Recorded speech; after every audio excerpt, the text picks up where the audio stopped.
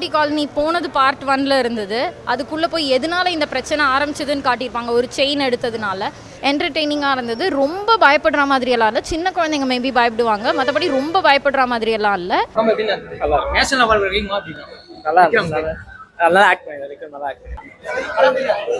படம் வேற லெவல்ண்ணே.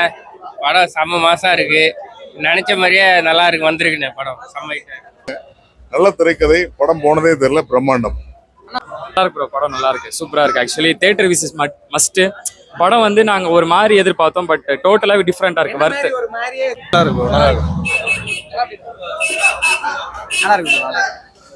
நல்லா இருக்கு.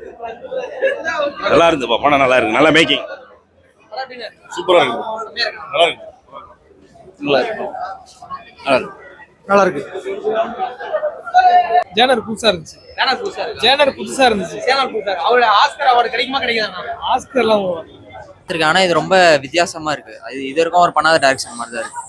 ரொம்ப நல்லா இருக்கு. நம்ம உங்களுக்கு எந்த அளவு சீன் நல்லா புல் அரிக்கிற மாதிரி எதனா ஃபீல்ஸ் சம்திங் கிளைமேக்ஸ்னா அப்படியே புல் அரிச்சிச்சுன்னா எல்லாரும் போய் பாருங்க. படம் நல்லா இருக்கு. ஃபேமிலியா இல்ல, நான் ஆக்சுவலி எப்படி எதிர்பார்த்தேன்னா ரொம்ப பிரம்மாண்டமா வேற மாதிரி இருக்கும். அரசர் காலம் அந்த மாதிரி பிளான் பண்ணியிருந்தேன். பட் இவங்க ரொம்ப டிஃப்ரெண்டா யூனிக்கா எடுத்திருக்காங்க மூவி. Theatre visit must.